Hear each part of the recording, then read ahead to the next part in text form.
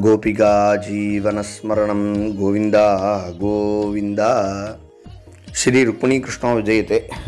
எல்லா பக்தர்களும் தீபாவளியை பற்றி சொல்லணும் அப்படின்னு கேட்டிருந்தா, தீபாவளியை பற்றி தர்மசாஸ்திரத்தில் என்ன சொல்லியிருக்கு, இந்த சம்பிரதாயங்கள் என்னென்ன அப்படிங்கிறத நாம் ஒவ்வொருவரும் நிச்சயமாக தெரிஞ்சுக்கணும்.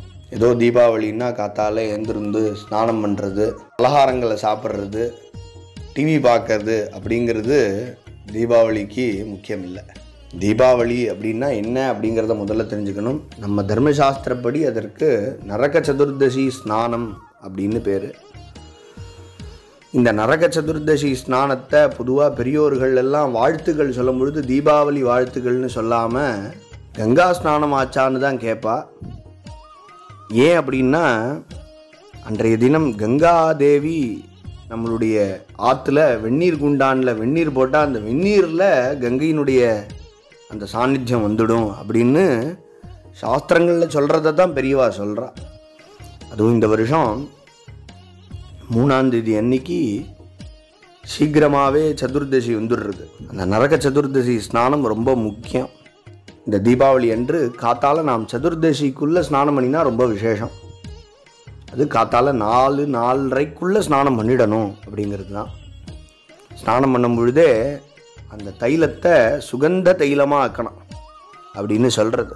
தைலே லக்ஷ்மி ஜலே கங்கா தீபாவளி தினே வசேத் அலக்ஷ்மி பரிகாரார்த்தம் அபியங்க ஸ்நானமாச்சரேத் அப்படின்னு சொல்கிறது தர்மசாஸ்திர வாக்கியம். ஜலத்தில் கங்காதேவியும் தைலத்தில் மகாலட்சுமியும் இந்த நரக சதுர்தசி அன்னைக்கு வந்துடுறாளாம். அலக்ஷ்மி நம்மளை விட்டு போகணும்னு யாரெல்லாம் விரும்புகிறாளோ அவள்லாம் அபியங்க ஸ்நானமாச்சரேத். இந்த காலங்கத்தால் விடிய காத்தால் சாமானிய நாளில் எண்ணெயை தொடக்கூடக்கூடாது. ஆனால் சதுர்தசி அன்னைக்கு, அதாவது நரக சதுர்தசின்னு சொல்லக்கூடிய தீபாவளி அன்னைக்கு அவசியம் எண்ணெயை தேய்ச்சி ஸ்நானம் பண்ணணும்.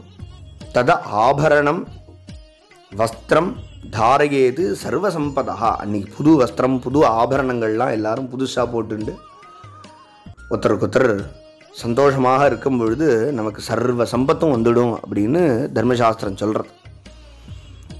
இந்த நரக சதுர்தசி ஸ்நானத்தை நரகத்துக்கு போக வேண்டாம் அப்படின்னு நினைக்கிறவ அவசியம் பண்ணணும் அப்படின்னு தர்மசாஸ்திரம் சொல்கிறது. யஸ்யாம் ஹதஹா சதுர்தஷ்யாம். சதுர்தசி அப்படின்னு சொல்லக்கூடிய அந்த நரக சதுர்தசி அப்படின்னு சொல்லக்கூடிய தினத்தில், அந்த தீபாவளி தினத்தில் தான் நரகாசுரனை பகவான் கிருஷ்ணாவதாரம் பண்ணி அவனை வதம் பண்ணுறார். அந்த காலத்தில் கங்கையை நினச்சிண்டே ஸ்நானம் பண்ணணும்.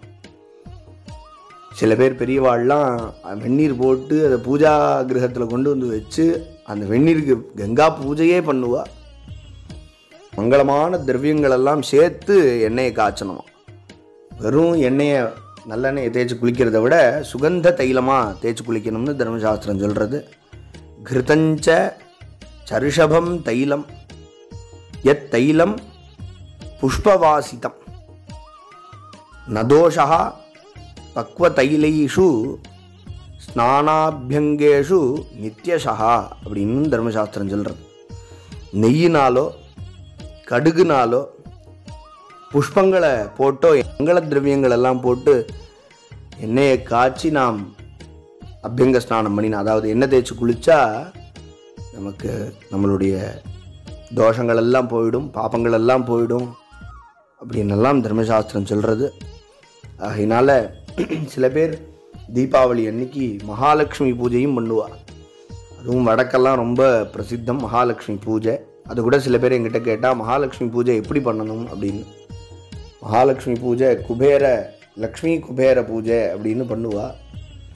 அந்த ஒரு கலசம் வச்சு அந்த கலசத்தில் நிறைய தனத்தை போட்டு, பணத்தை நிறைய அதுக்குள்ளே அந்த கலசத்துக்குள்ளே போட்டு அதில் மகாலட்சுமியும் குபேரனையும் ஆவாகனம் பண்ணி பூஜையெல்லாம் பண்ணி எல்லா பக்ஷணங்கள்லாம் நிவேதனம் பண்ணி எல்லாரும் இன்றைக்கி சந்தோஷமாக இருக்கிறது. மகாலட்சுமி பூஜையும் உண்டு. ஆண்களில் வடக்கெல்லாம் பார்த்திங்கன்னா நிறைய தீபங்களை ஏற்றி வைப்பா ஆற்றுல.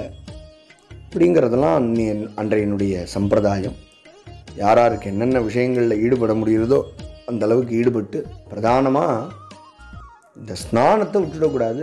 அதுவும் இந்த வருஷம் காத்தால சீக்கிரமாக பண்ணும்படியாக இருக்குது. எல்லோரும் 4:30 மணிக்குள்ளே காத்தால சீக்கிரமாக எழுந்திருந்து மகாலட்சுமி ஸ்வரூபமாக இருக்கக்கூடிய தைலம் எண்ணெயை எல்லோரும் அதை உடம்புல பூசிண்டு வெந்நீரை வச்சு கங்காதேவியை நினச்சிட்டு ஸ்நானம் பண்ண வேண்டியது. ஹரிஸ்மரணத்தோடு ஸ்நானம் பண்ண வேண்டியது உத்தம ஸ்நானம். மானச ஸ்நானம்னு சொல்லப்பட்டிருக்கு. மகாவிஷ்ணு ஹிருதயத்தில் நினைக்கிறது. இதை நினச்சிட்டு யார் இப்படி ஸ்நானம் பண்ணுறாளோ அவளுக்கு சகல ஐஸ்வர்யங்களும் வந்து சேரும் அப்படிங்கிறது தான் தீபாவளியினுடைய முக்கியமான விஷயம். தர்மசாஸ்திரத்தில் அப்படி சொல்லியிருக்கு.